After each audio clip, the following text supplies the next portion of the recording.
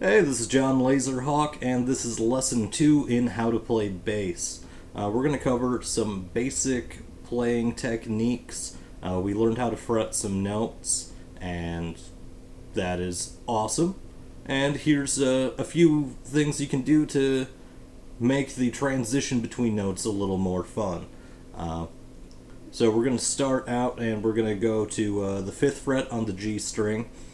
I'm going to do a lot of G string stuff in these videos because I don't have a very nice amplifier and I don't have a very nice microphone. So to keep things very audible, we're going to play some higher notes. But we're going to go with the 5th fret on the G string. We're going to hit that, and without lifting up anything, we're going to just slide down to the 7th fret. And that is known as a slide.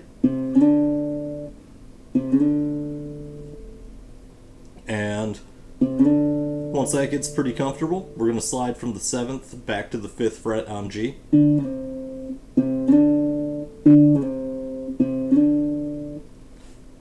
Okay, so those are slides. And same area, we're going to go with a 5th fret on G, and we're going to take our ring finger, and after we hit a 5 on G, we're going to bring down our ring finger like we're fretting a note on the 7th, and that is a hammer on. You're just going to hammer on with your finger, and that will be, it's sort of like a slide, but you won't get this note in between them at the 6th.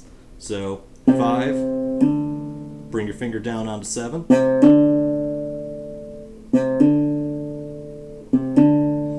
Typically this is going to sound better if you don't wait a long time to bring your finger down. If it's pretty quick, it's a fun little thing. And a very similar technique, the pull off, is just a hammer on in reverse. We're going to hit the 7th, lift our ring finger up while we still have our index finger down. That simple. Hammer on, pull off. Okay, and not going to do a whole lot of it on bass, but it can be pretty fun.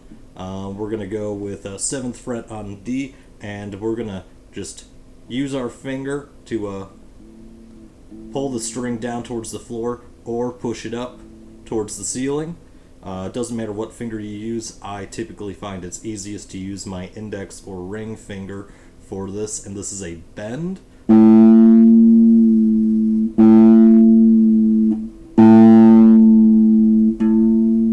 And this is just another way of augmenting the pitch. You have a lot of control. You aren't limited to just what the fretted notes are. You can bend halfway between notes. You can bend too much and get some weird sounds going on, but you can bend and go up a couple notes. And you should just practice with your slides, hammer-ons, pull-offs. I like bends. If you do one pretty quick like that, it can make holding on a note for a while a little more fun. And it's a very common guitar technique. It's not super heavily used in the bass world in my experience, but it's fun to add a little flair to a piece that can be a little slow and boring. And the final technique we're going to cover are harmonics. That's going to be a little difficult to explain, but let's go down to the 12th fret on D. That's this string right here.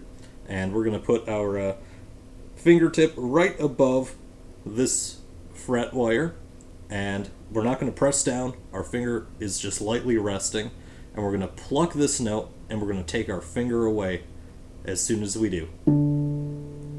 And that is a harmonic.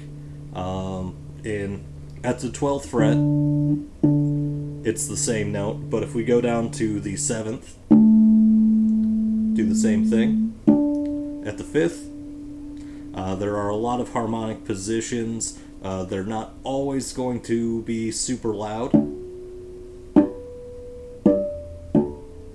But the big ones for you right now are going to be the 12th, 7th, and 5th frets.